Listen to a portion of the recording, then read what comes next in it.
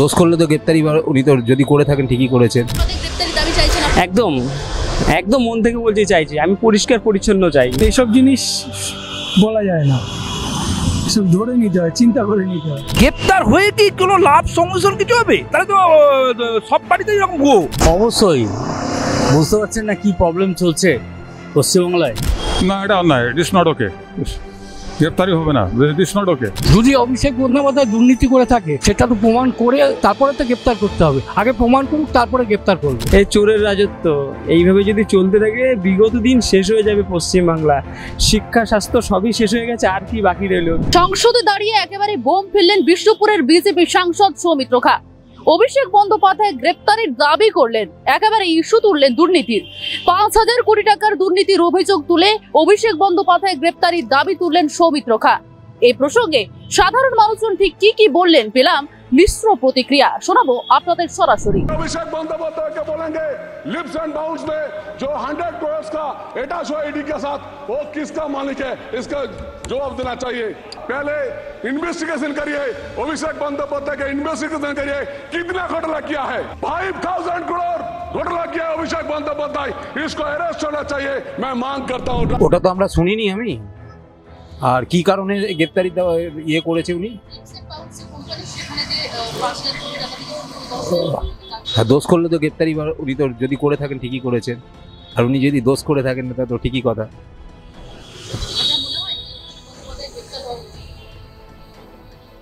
যে দোষ করবে তাকে সবাইকেই তো, সবাই তো আগে তো মানুষ, তারপর তো উনি সংসদ। আর দোষ করলে নিশ্চয়ই, যদি এর জন্য আইন প্রশাসন আছে, আইন আছে, আইন যদি ঠিকমতো ব্যবহার করে তাহলে নিশ্চয়ই উনি গ্রেপ্তারি করবে। সেটা তো আইনের ব্যাপার, আইন বলতে পারবে। অবশ্যই জানেন বলে বলছে হয়তো ঠিক। আমি এতে একমত। এই চোরের রাজত্ব এইভাবে যদি চলতে থাকে বিগত দিন শেষ হয়ে যাবে পশ্চিমবাংলা। শিক্ষা স্বাস্থ্য সবই শেষ হয়ে গেছে, আর কি বাকি রইল? এই টেট পেট একদম বাটন দিদি তো ভুলভাল তো বলেই যাচ্ছে। উনি যে একজন মুখ্যমন্ত্রী, সেই উনি কি মুখ্যমন্ত্রী আমি নিজে মুখ্য না মূর্খ আমি সেটা নিজেই জানি না। বেশি কিছু বলবো না, চতুর্দিকে বুঝতেই পারছেন, যেদিকে বৃষ্টি পড়ে সেদিকে ছাতা করে না জানি আমার কি অবস্থা হতে পারে। এর বেশি আমি আর কিছু বলতে চাই না। একদম একদম মন থেকে বলতে চাইছি, আমি পরিষ্কার পরিচ্ছন্ন চাই। এর থেকে আর বেশি কিছু বলার নেই, কারণ আমারও বিপদ, এটা আমি ভালো করেই জানি। এটা নিয়ে কিছু বলা যাবে না। দেখুন, এইসব জিনিস বলা যায় না, এসব ধরে নিতে হয়, চিন্তা করে নিতে হয়। এবার সৌমিত্র খা কোন বেসিসে বলেছে সেইটা দেখতে হবে না, সেটা আমি শুনিনি। সেটা তো আমাদের এখানে তো ছিলই, তারপরেও তো রেজাল্ট তো আপনারাও তো দেখেছেন। সেটা তো নিশ্চয়ই, হ্যাঁ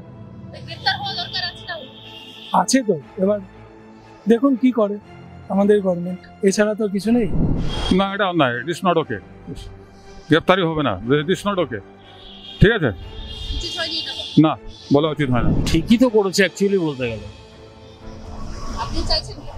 অবশ্যই বুঝতে পারছেন না কি প্রবলেম চলছে পশ্চিমবাংলায়।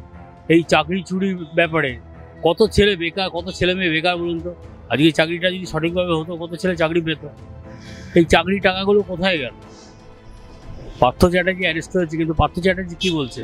পার্থ চ্যাটার্জি তো টাকাটা সবটা খায়নি, সে তো টাকাটা কোথাও একটা পাঠিয়েছে। সে কোথায় পাঠিয়েছে সেটা তো জানা দরকার আছে। অবশ্যই গ্রেপ্তারের দাবি, কাউকে গ্রেপ্তার করাটা কোনো বড় কথা নয়। আর দিনের পর দিন কেস চলতে যাবে, হাইকোর্টে এরকম কোটি কোটি কেস পড়ে রয়েছে, সুপ্রিম কোর্টেও কোটি কোটি কেস পড়ে, আর নিজেদের মধ্যে সমঝোতা করে এক টেবিলে বসে মাংস হার চিবানো। সংসদে গিয়ে ওখানেই মারপিট দাঙ্গা করবে, আর বাংলার ছেলেমেয়েরা ওই বেকার যুবক যুবতীরা ওইভাবে পড়ে থাকবে। গ্রেপ্তার হয়ে কি কোনো লাভ সমস্যার কিছু হবে? তাহলে তো সব পার্টিতে এরকম গো। কি বিজেপি, কি তৃণমূল, আর কি কংগ্রেস, কি সিপিএম। মানুষের জনসাধারণ মানুষ যে স্বাধীনতার পর থেকে যে আশা করেছিল দেশ স্বাধীন হওয়ার পরে, আজকে তো নেতা মন্ত্রীরা কোটি কোটি টাকার মালিক। তা গ্রেপ্তার করে তাকে কি লাভ হবে? তার কি, আমার মনে হয় যে কোনো নেতামন্ত্রী যারা হবে তাদেরকে বলুন যে বনগা লোকালে আসতে। বনগা লোকালে গাড়ি, এসি গাড়িতে বসে সাধারণ পাবলিকের কিছু আশা তারা বুঝবে না। যারা মুটেগিরি করছে তাদের তারা ওখানে এক টেবিলে বসে হাঁটছে পাবে, আর এসি ঘরে বসে অনেক কথা বলবে, আর দুজনে গ্রেপ্তার, ওকে গ্রেপ্তার করুন, ওকে গ্রেপ্তার করুন। গ্রেপ্তার করে হয়তো পার্থ চট্টোপাধ্যায় জেলে বসে আছে, আর কি করছে? তার কোনো সলিউশন হয়েছে এখন পর্যন্ত? সারদা নারদার কোনো এখনো রেজাল্ট বেরোয়নি। তা সাধারণ মানুষের যে টাকা যে চিরিংবাজ হচ্ছে, এ হচ্ছে গ্রেপ্তার করো, একে গ্রেপ্তার করো, ওকে গ্রেপ্তার করো। আরে ওরম ভুয়ো দেখলে তো প্রচুর আছে, প্রচুর নেতার মধ্যে। ওকে সবাইকে জেল ভরে দিলে তো জেল ভর্তি হয়ে যাবে। ওটা করে কোনো লাভ হবে না। সলিউশন হচ্ছে যে নেতা মন্ত্রীদের এত পার্সেন্ট টাকার অধিকৃত হয়ে গেলেই তার সমস্ত সম্পত্তি বাজেয়াপ্ত করুক সরকার করে, এবং সেটাকে জনসাধারণের মারফতে, যে এর বেশি তোমার সম্পত্তি থাকলে তোমাকে এর থেকে বার করে দেওয়া হবে সংসদ পদ থেকে। কোনো প্রাইভেট অর্গানাইজেশন রিলায়েন্স আসলে কি কি অলিনা, মানে আজকে জিও কি হলো, জিও কি হলো? আমরা বেকার যুবক যুবতীরা কি জিও করে আমরা এয়ারটেলকে হারালাম, আইডিয়াকে হারালাম, ভোডাফোনকে হারালাম। তারপরে কি হলো, জিও এলো মার্কেটে, জিওকে আমরা নিয়ে এলাম। জিও কি হলো, অনিল আম্বানির ছেলে দায়িত্ব দেখলেন, আজ এক সপ্তাহের ওপরে ধরে কোটি কোটি টাকার খরচা করছি। তার আছে বলে যে লোককে এরকমভাবে খরচা করে দেখাবে, এটা তো কোনো মানে না।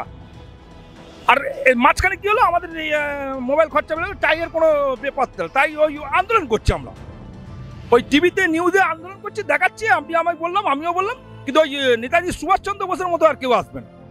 দেশ স্বাধীনতার জন্য কেউ আসবে না, দেশের টাকে টাকা লোটার জন্য সবাই আসবে। আর এটা হচ্ছে আরেকটা চাকরি, যে নেতা মন্ত্রীদের ছেলেরা দেখবেন পুনরুদ্ধারে তাদের পরিবারে কে বসবে সেটা আগে চিন্তা করছে, যে আমার উত্তরাধিকার কে হবে। যেমনি সরকারি চাকরি যেমনি উত্তরাধিকার, যে আমি ইয়ে দিয়ে দেবো, আপনার কি বলে ভলেন্টিয়ার ইয়ে দিয়ে আমার ছেলেকে বসিয়ে দেবো, ওই অবস্থাই হয়ে যাচ্ছে। হ্যাঁ, পরিবারতন্ত্র হয়ে গেছে, পুরোটাই পরিবারতন্ত্র হয়ে যাচ্ছে। রাজনীতিটা এখন হয়ে গেছে, কেউ দেশের জন্য কেউ ভাবছে না, দেশের স্বাধীনতার জন্য কেউ ভাবছে না। দেশের যদি উন্নয়ন যদি ভাবতো, আজকে নেতা মন্ত্রীদের কাছে কোটি কোটি টাকা পাওয়া যেত না, এবং নেতাদের এসি গাড়ি চড়তো না, তাহলে বনগালো কলেজে যাওয়া আসা করতো সংসদে, সেটা কারোর ক্ষমতাও নেই। তাহলে রাজনীতি করতে আসবে না, সে বলে তো রইলো বাবা নমস্কার, আমি রাজনীতি করার দরকার নেই, আমি তাহলে আমি এক টেবিলে বসে হারছি বাবা, আর ওইখানে সংসদে বসে মারপিট করবো, এই হচ্ছে রাজনীতি। সাধারণ পাড়ার ক্লাবকে আপনাকে বলে দিচ্ছি, আর একটা উদাহরণ দিচ্ছি। পাড়ার ক্লাবে আপনি এক বছর অ্যাকাউন্টেন্সে থাকুন, যেই মদ খরচাটা পুজোর সময় দেবেন না, আমরা পরের দিনে লাথি মেরে বলবো এডিএমটা দেখে ক্লাব থেকে সরিয়ে দেবে। তার রাজনীতি অনেক দূরে। আমি সেটা বলিনি, আমি কিন্তু আমার বক্তব্যে সেটা বলছি না, বলছি পাড়ার ক্লাবে আপনি এক বছর থাকুন, থেকে সেটা ক্যাশিয়ার পদে থাকুন, আর যেই পুজোর সময় কোনো অনুষ্ঠানের সময় আপনি বেকার ছেলেদের বলবেন যে আমি এবছর মদ খরচা কোনো অন্য আনুষ্ঠানিক খরচা দিতে পারবো না, তখন দেখুন পরের দিন আপনাকে এডিএম ডাকবে এক সপ্তাহ পর, ডেকে বলবে ক্লাব থেকে বলবে বেরিয়ে যাও বাবা, তোমাকে আর ক্যাশিয়ার পদে থাকতে হবে না। আমি পুজোর অনুদানকে মদ খরচা বলছি না। পুজোর অনুদান যদি দিয়ে থাকে রাজ্য সরকার, যে বড় বড় যে ক্লাবগুলো আছে তাদের কাছে 80,000 টাকা কিচ্ছু না, 80-85,000 টাকা কিচ্ছু না। ওটা কোনোকে দেওয়ার থেকে না দেওয়ার, তার থেকে বলছে বেকার স্কুল কলেজে যে সব পায়খানা বাথরুম, এইসব বাচ্চাদের ছোটো ছোটো মিড ডে মিলে যে গ্রাম থেকে যে এডুকেশন পার্সন ছেলেগুলোকে তুলে নিয়ে এসে ক্রিয়া জগতে ঢোকা, তাতে মনে আরও ভালো হবে। সে সেন্ট্রাল কি আর রাজ্য কি আর ইয়ে কি, কেউ কিন্তু দেশের জন্য ভাবছেন। আজকে দেশের জন্য ভাবলে তাহলে নেতা মন্ত্রীর কাছে কোটি কোটি টাকা থাকতো না। এটাই হচ্ছে আমার বক্তব্য, যে মানুষ যদি সত্যি নেতা মন্ত্রী যদি ভালো থাকে, তাহলে নেতা মন্ত্রীদের কোটি কোটি টাকা হওয়া উচিত, যে একটা পরে এই টাকার পরে তোমাকে প্রয়োগ করা হোক। আমার মনে হয় বক্তব্যটা এইটাই ভালো। পলিটিক্যালের ব্যাপারে আমি কিছু বলতে পারি না, এগুলো আমরা পলিটিক্যাল অবশ্যই গ্রেপ্তার হবে।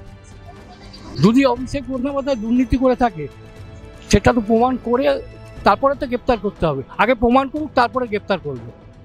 গ্রেপ্তারের আগে, প্রমাণের আগে গ্রেপ্তার করা উচিত না। আগে প্রমাণ করুক, তারপরে গ্রেপ্তার করুন। সবাই চিল্লাচ্ছে সবাই চোর, কে চোর এখন তো বুঝতে পারছি না, কে চোর কেউ তো বুঝতে পারছে না, সবাই বলছে তো চোর। হ্যাঁ, এটা তো অবশ্যই আছে। হ্যাঁ, এইসবই হয়ে যাচ্ছে। ক্যামেরায় সুস্মিতার সঙ্গে শোভনের রিপোর্ট, বাংলা হান্ট, কলকাতা।